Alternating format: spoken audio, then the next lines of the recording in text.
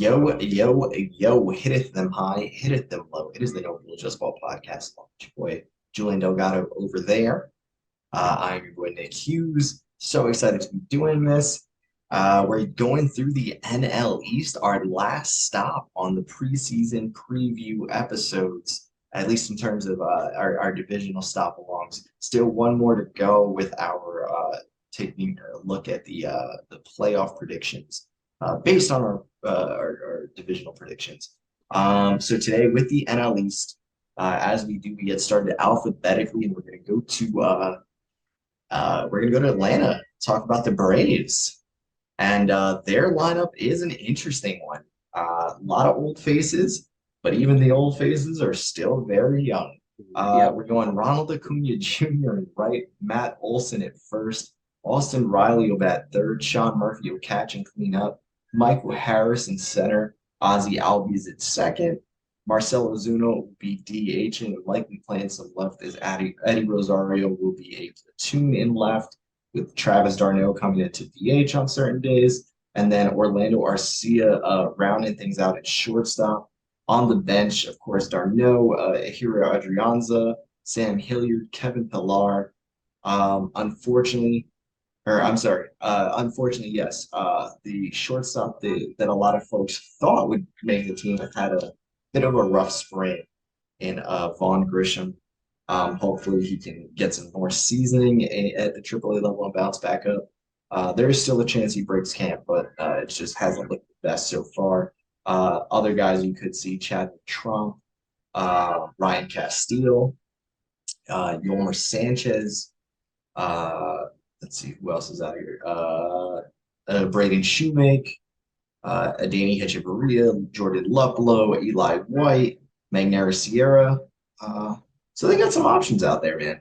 Yeah. Big league ball players, a lot of youth, a lot of speed was an underrated thing there for me. How do you feel about this lineup? No, honestly, I think it's the missing the bat of Swanson. I think it's going to hurt at some point, but yeah, you'd have to have faith that the Braves are going to figure it out because they always do. Especially with guys like Michael Harris coming out of nowhere last year. A lot of these guys come up before they're ready, and then they just become ready during the season. I expect still to be a powerhouse lineup, one of the best in the league. You're hoping that there's no sophomore slumps from some of these new kids, and a lot of these veterans just stay where they're at, especially Eddie Rosario, Marcelo Zuna. The sleeper, I think, is I didn't realize Kevin Pillar signed to them. Yeah, I he's a like that. non-roster invite, but he could Yeah, make the team for sure. if he makes a team, that is a great like platoon to have out in the outfield. Because if you just need a defensive out at the end of the game, take out Eddie and throw Kevin Pillar in, and you pretty much got that locked up between him, Harris, and Acuna. Yeah, no, for sure. I think the biggest thing last year that Michael Harris coming up to the bigs was able to provide, we were all big proponents of it, was Ronald Acuna finally being moved back into a corner outfield spot. Not that he couldn't play center, but you wanted a full healthy year of Acuna, Yeah, and hopefully we could get that again this year.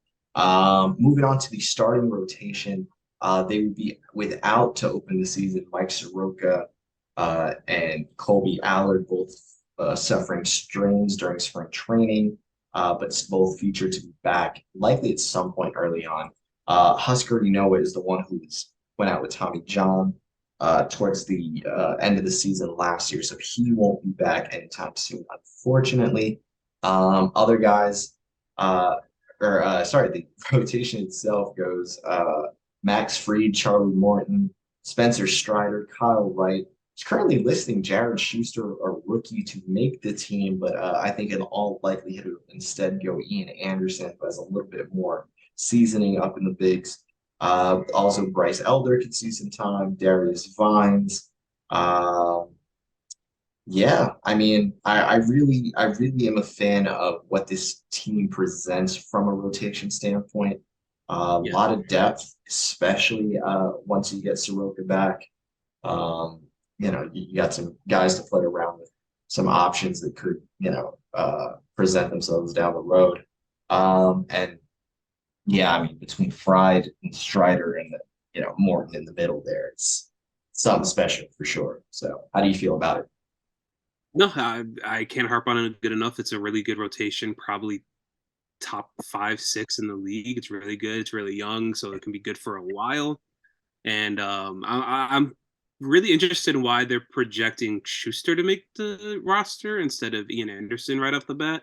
Yeah, I Um, mean, I figured you want to just have a little bit more, veterans in yeah, this lineup, even though he's only been in the league for a few years, but it's just more experience. for sure. And I expected Schuster to be up when someone went down just for a quick or a ghost IL type of situation, just want to rest days. You'd expect Schuster to be up then. Um, but I do really like it, especially Spencer Strider. I think he's going to have a great, great season. And probably this is probably a hot take. I don't know if it is. I could see him developing into the ace role this year for Gotcha. them. No, very interesting. I was going to say to that end, now we move on to the other part of the pitching, and maybe an even bigger strength just in terms of name value.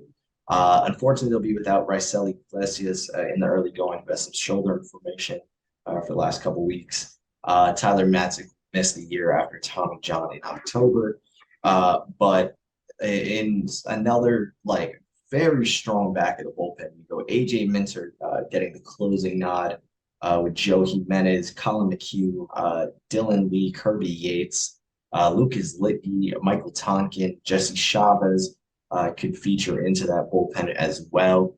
Then you start to look at a couple of other options in Nick Anderson, former Rays closer, and of course Seth Elledge as well.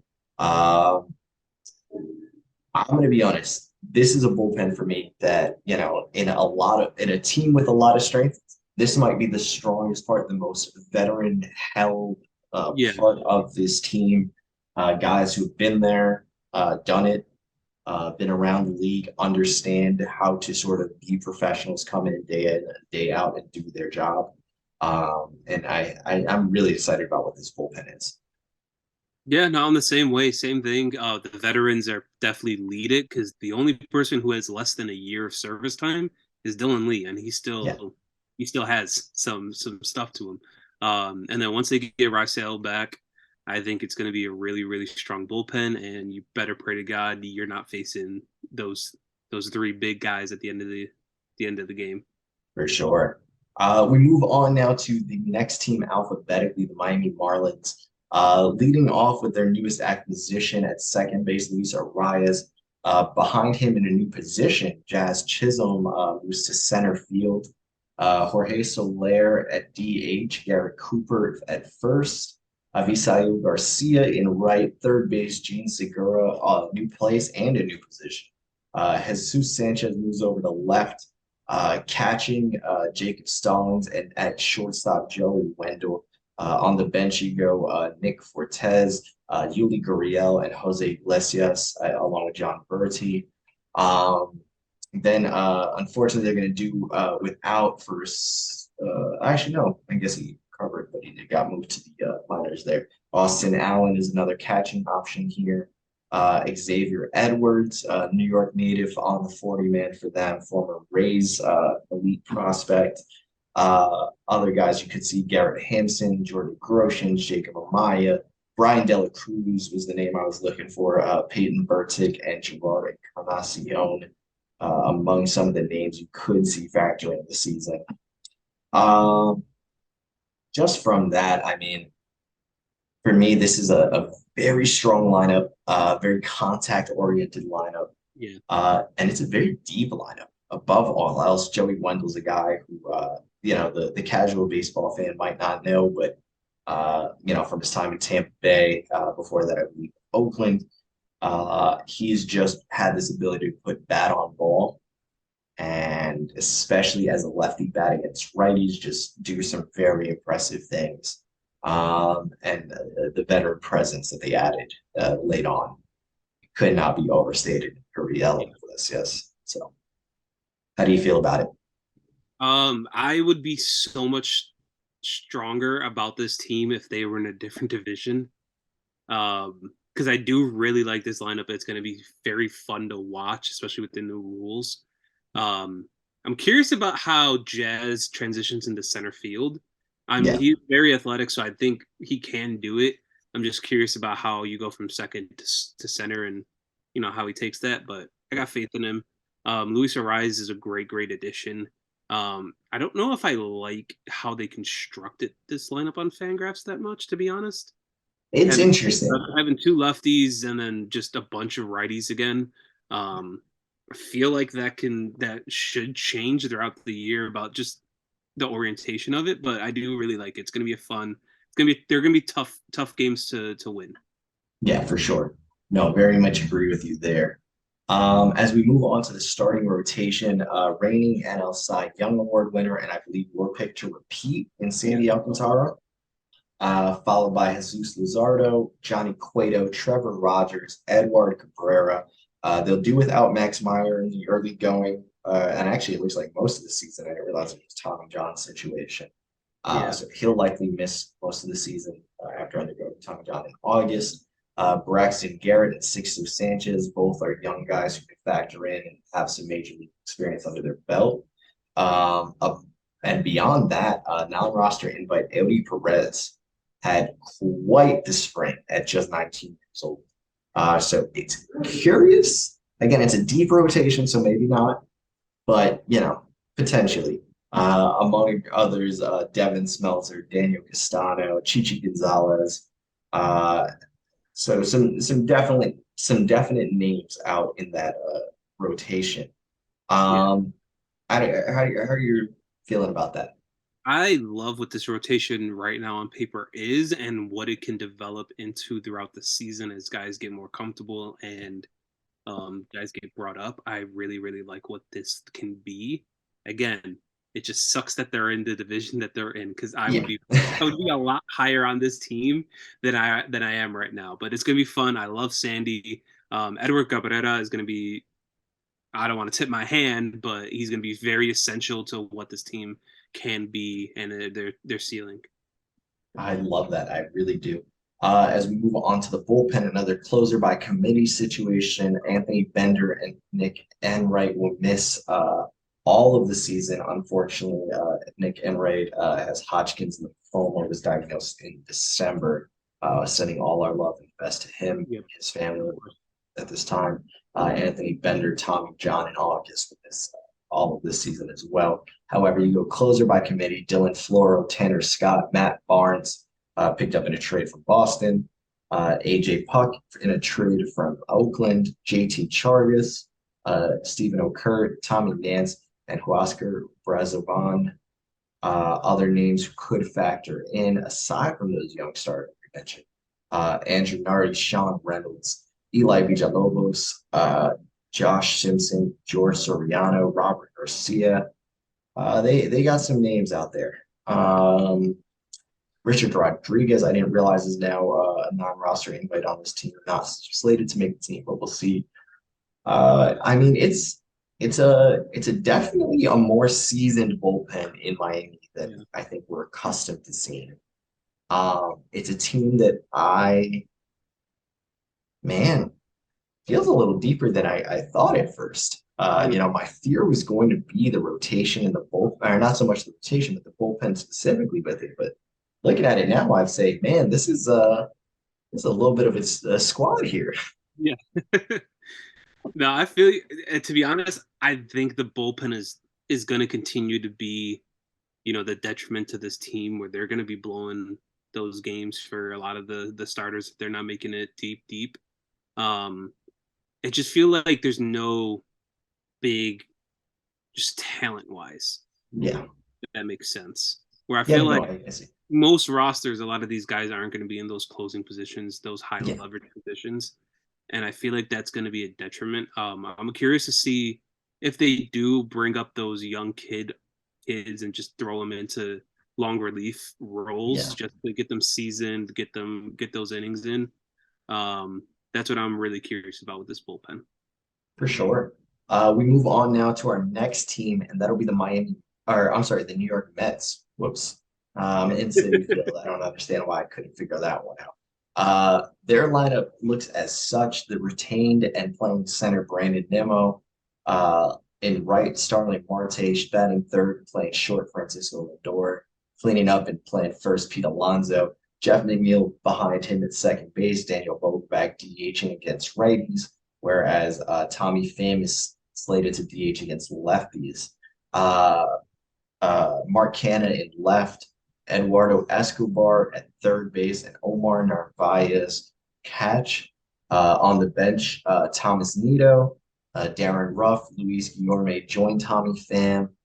Um, Unfortunately, they'll be without Danny Mendick for a little bit longer as he's still recovering from a torn knee ligament in last June with the White Sox at the time. Hopefully, he can return soon.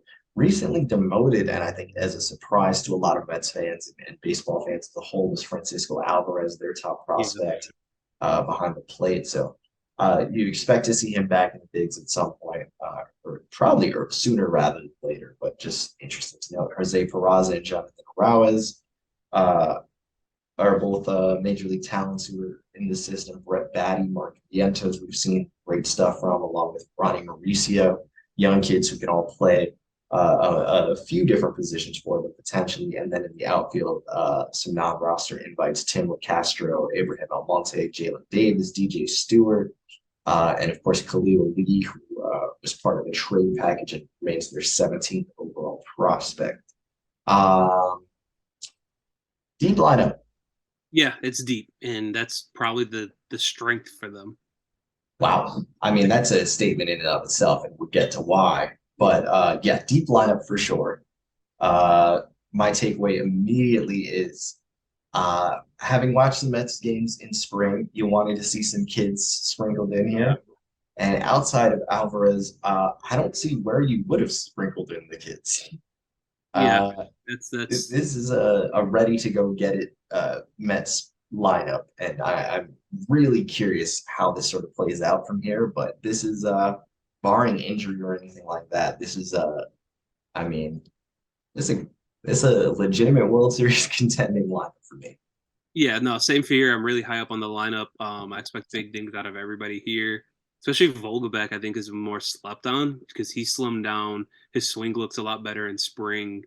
Um, I'm curious if I know they haven't announced it, but I'm curious if Beatty makes the major league roster.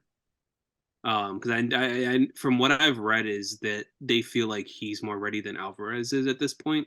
Yeah. I And think so, that just becomes a tough thing because of his positional sort of limitations. yeah, Also, you have Darren Ruff already there, kind of expecting for them to just throw Ruff out there until it doesn't work. yeah, Especially considering they made the trade for him last year with JD Davis going to San Francisco. We move on to the starting rotation. Jose Quintana will open season on the IL. I know he was a big part of the reason we all really feel in the Mets, especially pitching wise. He has a bone graft surgery on his rib only about a week ago, so hopefully he can return very soon-ish. yeah. It's to my From everything I've understanding. seen, it's like a weird timetable with him. Yeah, it sounds, I guess, worse than it is, but hopefully he can be back sooner rather than later for them. Otherwise, though, their rotation on Fangraphs here looks a little different than what we know it to be. Max Scherzer, they have Justin Verlander, Max Scherzer, Kodai Senga, Carlos Carrasco, David Peterson. We do know that Scherzer will be their opening day starter, but Justin Verlander not slated to go until the start of their second series of the season. So that's their day four starter. Um, in addition to that, we also expect Tyler McGill to see some time, Elisa Hernandez, Joey Lucheski, Jose Buteau. Um, you know, it's a deep pitching staff. Yeah, I really like this pitching staff. I picked them as my favorite throughout the season, and Yeah, I'm going to continue feeling that way once Quintana does come back, because yeah, God knows when that's going to be. But they can be a six, almost a seven-man rotation if they wanted to. yeah. No, for sure. And we move on to a little bit of a rough patch.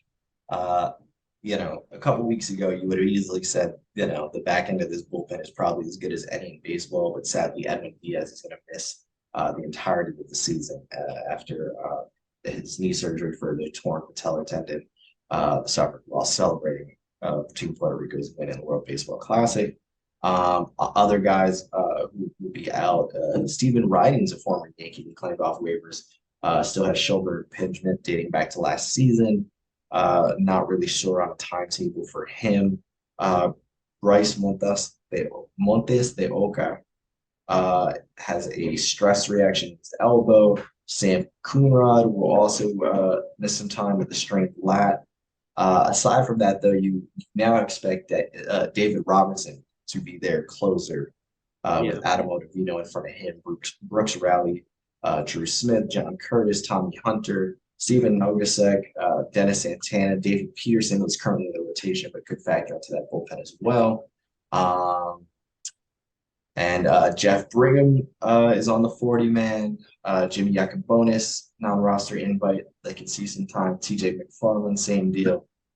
So a little bit of a difference, from what we were expecting to see versus what we now see.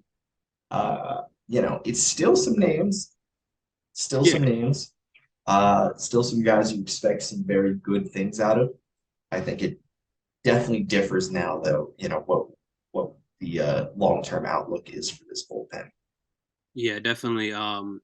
The blow for Diaz is definitely going to hurt them.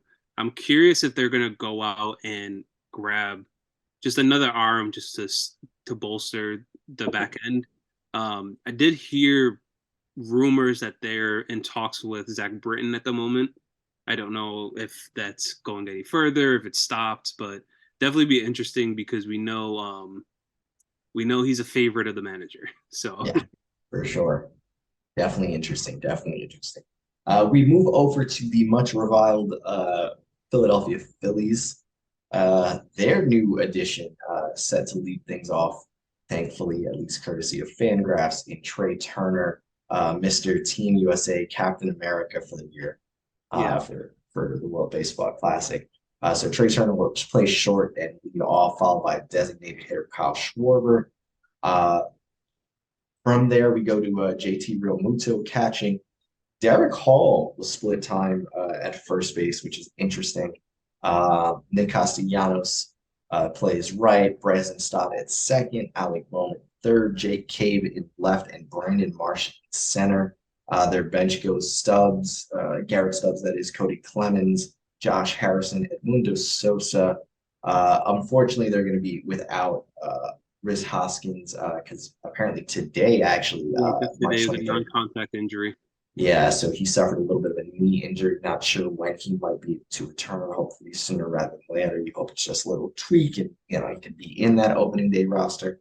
And Bryce Harper unfortunately underwent Tommy John surgery back in November and is slated to miss a pretty lengthy stretch of time, most if not all of the season this year. Yeah, Other guys who could see some time: Rafael Marchand behind the plate. Scott Kingery is an interesting one. Kind of the reason, you may be warned against giving an extension to somebody before they play a major league game because it has not quite panned out his 3 major league seasons. Vimal Marchand, Will Toffee, uh, Dalton Guthrie, Simone Muzziotti, Jalen Ortiz, Johan Rojas is an interesting name, their third overall prospect. So, I mean, this is the Phillies team that, for me, lineup wise, at one point, I was considering the best in baseball. yeah, Um, losing Bryce Harper, man, that hurts a lot. Also losing Rhys Hoskins for an unknown amount of time, at least for right now, definitely does not help things. Um, man, this is the strength of the Phillies for me, and the fact that it's now incredibly hobbled.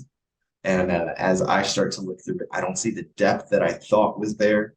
yeah. So I'm curious to see what happens in Philadelphia this year. Same here. I'm wondering, especially like I get that Rhys Hoskins just went down, so I don't expect Derek Hall to be in that fourth spot. I definitely probably see Nick Castellanos taking that over. or even them switching around and having Kyle Schwarber be there with Nick Castellanos jumping up to two in the lineup.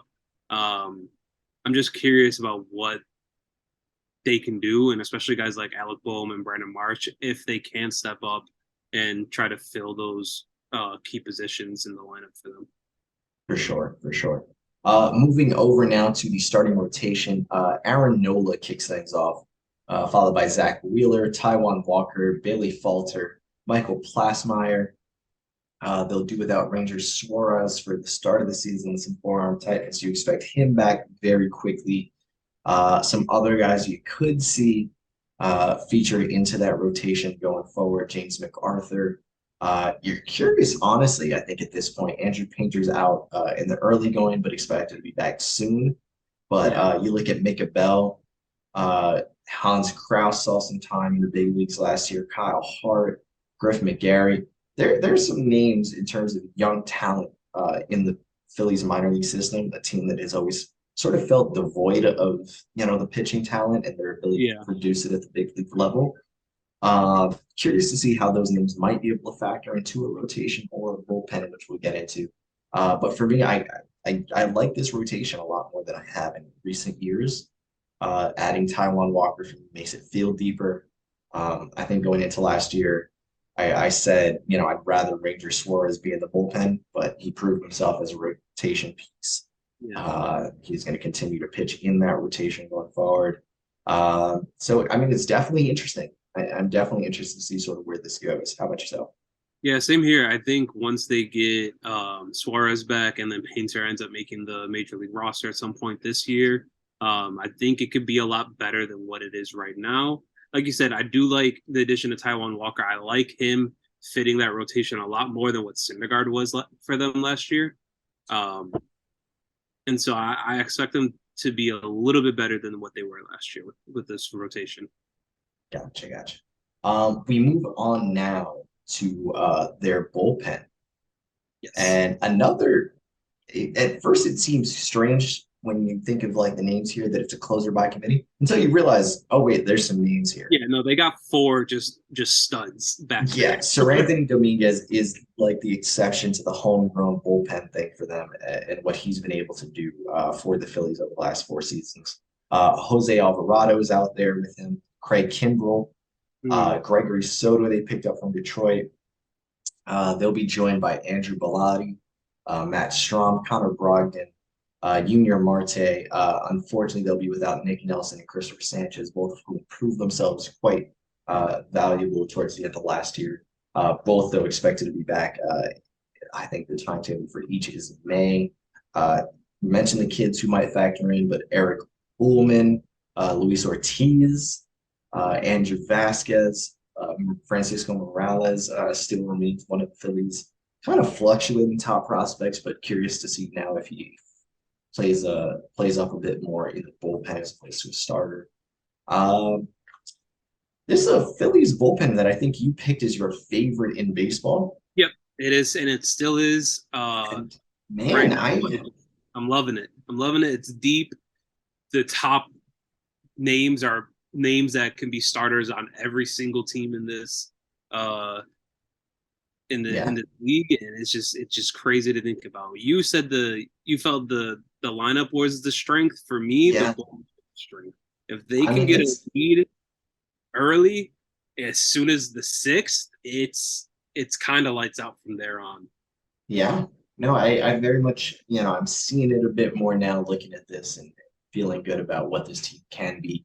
Yeah, I'm almost, I don't know, I'm a little curious on some of these guys and what their long-term outlook looks like with the Phillies versus is it a spoil of riches that they look to trade? The guy I yeah, look to right there is Jose Alvarado as sort of him and Gregory Soto feature sort of the same style of pitching from that left-handed slot. Alvarado, though, is slated to be a free agent at the end of the year. Could he be a swap somewhere yeah. to maybe get them another bat? So that's interesting to keep your eye on. As we move to the Washington Nationals, the last team in this division, possibly for multiple reasons, we will see. Uh, And definitely East. uh, we go leading off Lane Thomas in right. A platoon at first base between Dominic Smith and I believe it looks like Michael Chavis is now on this team as well. Joey Meneses will DH. Corey Dickerson in left platooning with Alex Call. Jamer Candelario at third. Luis Garcia, another New York native, uh, will platoon with Ildemaro Vargas. I never know how to say that man's name. Keibert Ruiz will do the catch, and CJ Abrams in short. Victor Robles in center. Aside from the guys I mentioned as platoons, Riley Adams behind the plate as a backup there. They'll do without Carter Keyboom for a majority of the year, who suffered Tommy John surgery in the spring of last year. Hopefully, you can see him, maybe after the All-Star break, start to rear his head a little bit. But with a young player, you never know what the timetable is in terms of the team bringing it back. Israel Pineda is a minor league catcher that you could see. Matt Adams, former major leaguer, looking to make a spot on this roster. Jake Knoll, same deal. Franklin Barreto. Jacob Liu is their 22nd ranked prospect. You could see some time in the bigs. Jeter Downs moves from Boston down to Washington. He could see some time along with Lucius Fox. Is an interesting name to watch. Another speed threat there. Stone Garrett in the outfield along with Derek Hill, Travis Blankenhorn, Yadiel Hernandez, Donovan Casey, and their number 8 overall prospect, a surprise for me on the 40-man this year, Jeremy De La Rosa. Still only in high 8 ball, and he's projected to start the season, but curious because I don't believe actually, no, I'm looking at the year he was signed, 2018. So yeah, he was 40-man or Rule 5 eligible. That's why he's on 40-man. So he still has some time to make his way up there. Again, it's something easy to get negative about. Yeah, easily. But we're going to go an interesting route here. Which of those platoon situations do you like most? I think Dom Smith could probably be the one that tries to, get a bounce back from, struggling a little bit with the Mets. I feel like he has a chip on his shoulder. He could probably be the one that gets that everyday first base position between the two. Nice. Nice. For me, I'm going to flip that and instead go second base. I love what Luis Garcia can be, especially as a bat now that he's moved permanently off of shortstop where he struggled a lot early in his career. And also, Vargas has been something special for a few big league ball clubs at this point in his career, and sort of seeing him, as another featured bat in that lineup more consistently could be something special. So, now we go into their starting rotation, which is wow, interesting. Interesting is the word. So we'll start with the unfortunate. Steven Strasburg still has not returned to pitching activities since having a stress reaction in his ribs last June, which is unfortunate considering for all of the couple of weeks until Cole signed his, Strasburg had the richest contract in baseball history. Kate Cavalli, their number 2 overall prospect last year, slated to be on the team this year, underwent Tommy John yesterday, so he will miss all of this season and parts of next as well. It's assumed. That rotation otherwise looks like Patrick Corbin as your ace. Statement that has not been said in about 5 years. Okay, Josiah Gray follows him. Trevor Williams, Mackenzie Gore, Chad Kuhl looking to move up into there. Paulo Espino is featured in the bullpen, but likely to see some starts as well. Another guys to look forward to: Jake Irvin, Joanna Don, Corey Abbott, Wiley Peralta, Jackson Trail, Jackson Rutledge is another top 10 prospect for them who's out of he was going to be a Rule 5 guy, I should say, so he is now on the 40-man in high A, but could move up pretty quickly at age 24. So from that, I'm looking forward to the youth. Yeah, no, I could say the same thing. I do like Mackenzie Gore and Josiah Gray. I think they can both develop into something special for them, but at Yeah, the moment, it's not there. So they're just yeah, hoping they this is a growth year. Besides that, there's not really much to be excited about if you live in Washington, or you just happen to be a Nationals yeah. fan. Yeah, it's gonna be rough. Agreed. That's unfortunate. And that is now leading us into the bullpen. We without both Victor Arano and Tanner Rainey, it looks like for the entirety of the season. So instead, your bullpen will feature Kyle Finnegan in the closer role, Carl Edwards Jr., Hunter Harvey, Erasmo Ramirez, Alex Colome. Who had a very nice spring for them. Mason Thompson, like I mentioned, Paulo Espino. Thad Ward was a standout in the Arizona Fall League. And I mean, Matt Cronin, Jordan Weems, Sean Doolittle, who feels like, maybe the greatest Nationals reliever in history. Again, it's a short history, but feels Yeah, like it'd have to be Sean Doolittle. Uh, he is a non-roster invite, could or could not make the roster, potentially has their closer. Kind of an all over the place thing there. You also have Andres Machado and Banda. Uh, who else do I like here? Francisco Perez, Alberto Baldonado, Anthony Castro, Jose Mujica. I mean, they have some, former major leaguers likely using this as sort of a stepping stone. Is the way I look at it to sort of pull themselves back into contention for a bullpen role elsewhere. In all likelihood, just auditioning to be the next member of Rays bullpen. Uh, pretty it's, much. yeah, that's kind of how I view a lot of guys here. Um, I mean, there's some standouts. There's no Carl Edwards standouts. I think Jr. the best potential story for them is probably Doolittle getting that closer position back Yeah, and earning it. And it's a little feel good story. Outside of that, it's I'm not liking this bullpen at all. yeah, that's fair. That's not that's not unfair. It's a weird look all around. And without further ado, we will, I guess, just unanimously touch on the Nationals again as our fifth place Yeah. in this division. Unfortunate. They are, I assume, going to be sold within the next year or two. But something for me that at least a new ownership might want to be on the lookout for.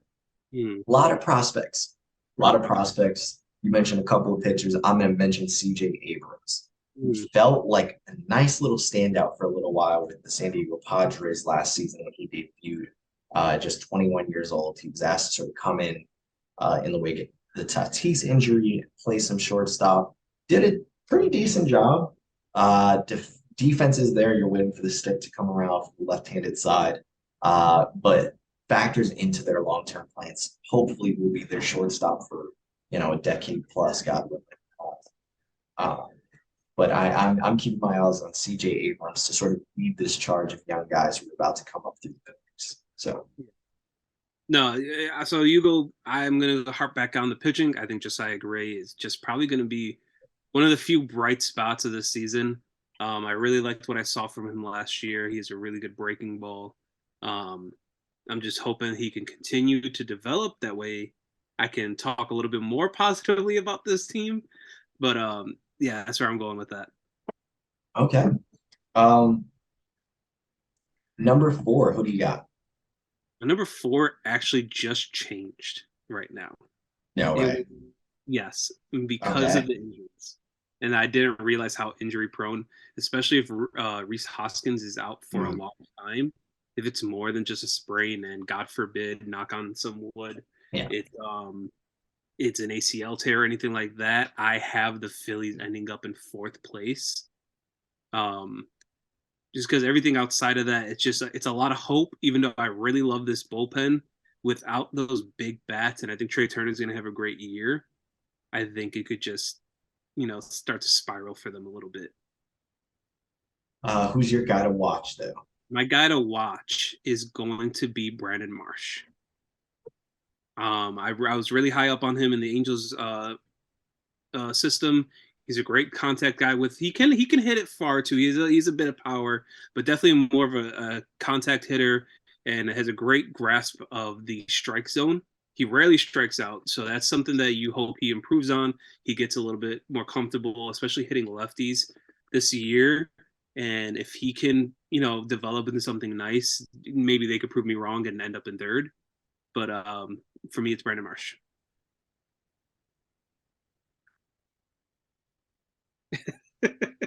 So at one point, Hmm. I was considering putting the Phillies number. Yeah, and Today, I really felt the sting for the first time. Um, but to play contrarian, I'm gonna put the Marlins at 4. mhm, Um, just to play contrarian, I'm not sure I'm sold on it. I feel like looking at the Marlins roster sold me a lot on this team, and yeah, then now I just want to be different, so I'm just gonna say Philly or the Marlins in 4. The guy I'm just gonna go right away, and my eyes are entirely on Trevor Rogers with this team. He was supposed to a couple years ago looked like he was on pace and on par to be the ace of this team before yeah, Sandy Alcantara got his extension, this dynamic, ace for the next 5 years for the Marlins. Trevor Rogers should have been that guy. Felt like he was on pace to be that guy. Big lefty, huge arm. Kind of lost a step or two. Only 25 years old, still 4 full seasons, I'm sorry, of mm, service time eligibility. This has to be the year for him, though. I'm worried if the Marlins start tinkering with him first as maybe a bullpen guy, and it's not that it can't work, but I was looking for them to sort of have this, 1-2 at the top with yeah. Alcantara and Rogers as these like pseudo aces together that would have worked. So Trevor Rogers is my guy to watch this year. Hopefully, he can have that bounce back and maybe drag this Marlins team to He's only 25 too. That's the crazy part about it. yeah, it's a young thing, but it just when you come out of the gate so hot and then fall Yeah. apart, like it's a tough, thing to I think reconcile for fans and myself included. Switching then, I'll go Phillies at 3. Mhm. Same things you touched on. I'm just gonna throw out the veteran experience will drag him, into that third spot over the Marlins. Also with the Marlins, I guess if I'm selling myself Phillies, I'm saying the Marlins have a tendency to trade and move veteran assets like a Jose Iglesias or a Yuli Gurriel, or even package some of their youth together for, maybe not quite the guy, but a guy. So that's my, concern there, I guess. So I'll go Phillies here at 3. My guy to watch, man, this is tough. This is tough because I think he was going to be my breakout star last year, but screw it, I'm going to go with him anyway. Alec Bohm. Yeah. If it's not Bohm, I don't know who it is. Trey Turner is going to be Trey Turner. Schwarber is going to be Schwarber. Real Muto is going to be Real Muto. And Castellano. Those veteran presence is going to be there. This concept of Alec Bohm, a guy we figured would be like this middle of the order like lock for the Phillies for the foreseeable future is now slated at the 7 hole. A guy in Derek Hall is going to be playing first base and batting cleanup with Riz Hoskins out. Yeah. Seems batshit crazy to me. Alec Bohm needs to earn that middle of the order spot back and continue to get better at third base. And this is going to be the year for him. I'm saying it now. It has to be. So that's where I'm going. That's fair. So now that I talked myself and you're talking me more into it, the Marlins are going to be my number three. Spoiler alert. And I already kind of tipped my hat on this. My guy to just watch is going to be Edward Cabrera.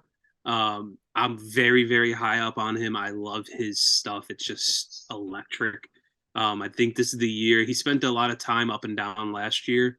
Um, but this is the year I feel like he's first full season.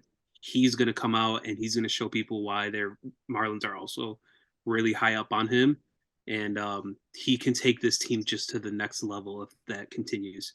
And I think he's going to benefit from having Cueto in this rotation with him. I see it. I see it. Number 2, man. Do you want me to go first, or do you want to go? I can do it. I mean, I'm so sorry. It's the Mets. Until otherwise proven, the Mets get a Met. Uh, Gosh, you want it so bad. I love so many guys on this team. I love so many Met fans. Yeah. I want it so bad for them. I really do. But until proven otherwise, the Mets get a Met. Uh, I think it's also a testament to how much I love the team we're putting at number one, or at least I'm putting it number one. Uh, Mhm. the Mets for me, my guy that I'm absolutely like, watch every time he takes the bump is not any of the guys anyone's thinking of. Uh, I'm not going to say Verlander. I'm not going to say Scherzer. I'm not even going to say Kodai Senga. I'm going to say watch every single time, and I mean every single time, Joey Luchesky comes Ooh. to a major league mound near you because I like David Peterson a lot. I think they've screwed around with him going back and forth between the bullpen too much.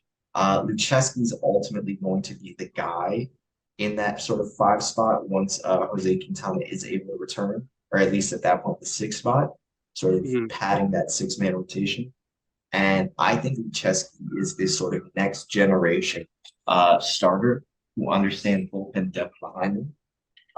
He has two very, very, very good pitchers, a decent changeup to follow from that left-handed arm slot. I love what he can be as this sort of like change of pace arm in this rotation.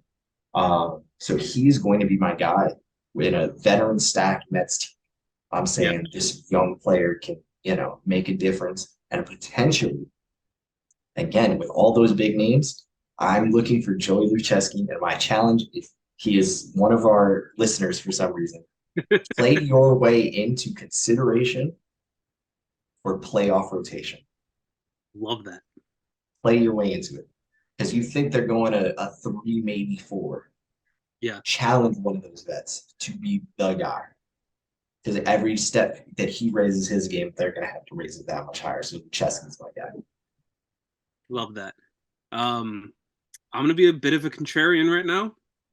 Is We were talking earlier about the changes. We were just talking about City Field and about how the new scoreboard and the really fun video about them playing Mario Kart. Yep. Um, Very ironic if you think about it, because the last few seasons the Mets have been getting blue shelled. So very, very, very interesting choice of a game to play. But this year is not the year. They finished the race. I have the Braves finishing in second. Not to say that they're not a bad team. I'm just selling that this is the year that it's going to change. It's not changing until it changes. This is the year it changes. Um, I feel like trying to get a sleeper pick in this team is kind of crazy because everyone's kind of a big name. For me, like I said, I think I'm gonna go with Spencer Strider. I think he's gonna develop this year into being their ace for the foreseeable future. Eventually, first opening day starters and all that stuff, he's gonna get it. And yeah, so I'm gonna go with that. All right, man. On the flip side, I obviously have the Braves as my number one team in this division. Yeah. It's kind of this, guilty until proven innocent, I guess, on the opposite end. They keep pulling this off, and now you're saying the roster got better, and they're still, gonna be here for a while. You can't sell me on it not being them. Added bonus, Ronald Acuna Jr. is my projected MVP for the National League this year. Mhm. I think he's going to have an incredible year. I'm not going to shine the light on him because I already have. So instead, looking at this team, I say they lost a big piece in Dansby Swanson at short. Yeah. Vaughn Grissom hasn't quite gotten there yet, but I'm looking for the middle infield mate to step up in Ozzy Albies. I think Albies in all of this has become a bit of a forgotten man with Acuna's success, with Austin Riley's success, Michael Harris being the shotgun in the lineup last year and still featuring to be a huge part of it this year. They traded for Olsen, they traded for Murphy. All of a sudden, Ozzy Albies really fell down the sphere of consciousness for a lot of fans. Let him take that step back up. He's still a guy that's locked up for a considerable amount of time. He's still a guy I consider, when he's on, is maybe a top three second baseman in baseball. And Yeah. especially now that Altuve is out with injury, maybe moves into that top two consideration. Um, I love what Ozzy Albies is as a defensive player. I love what he can be as a switch hitter, especially if he's able to step up his game hitting left-handed pitching. Or I'm Yeah. sorry, hitting right-handed pitching. He struggles more. Um, so if he can step up his game, step into, hey man, we need a middle of the order bat that's not our catcher. Uh, I would love nothing more than to see that from Ozzy Albies. So that's my guy to watch. So I'm And going the opposite. I have the Mets winning it, yeah, and I'm going to go my boring pick because we all know how high up I am on him, and I picked him to win MVP. It's going to be Francisco Lindor. That's my guy to watch. It's always my guy to watch. If he has similar to his 2017 year or even better, they're going to be just that offense is just going to be insane, especially with Marte and Nimmo in front of him. It's just the RBIs are going to be there again. The home run, the power, it feels like it's back. yeah, Um, and I just can't harp on how important Lindor is to this lineup. yeah.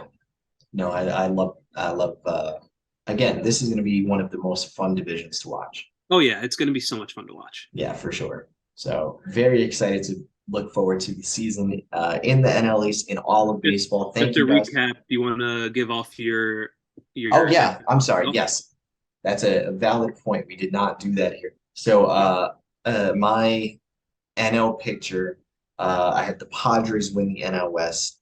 I had the Cardinals win the NL Central. Now that I have the Braves winning the NL East, the only wild card team that I had named previously was the Los Angeles Dodgers. So I originally had the Dodgers as my third wild card, and I'm going yeah. to move them up now, given some changes that have come to light here, into my two hole with the Mets being my number one and the Phillies going three in that slot. I think the slot that they went all the way to the World Series in last year. Yeah. So, For how do you me, feel? we had the same West Central. I have the Mets winning the NL East. I have the Braves having the top wild card. I have the Dodgers number two. And now I talked myself into having the Marlins at number three. I think they can do it and surprise the world. Love it. Love to see it. This has been a lot of fun. Thank Oh you yeah. guys for watching. Julian, thank you for doing this with me as always.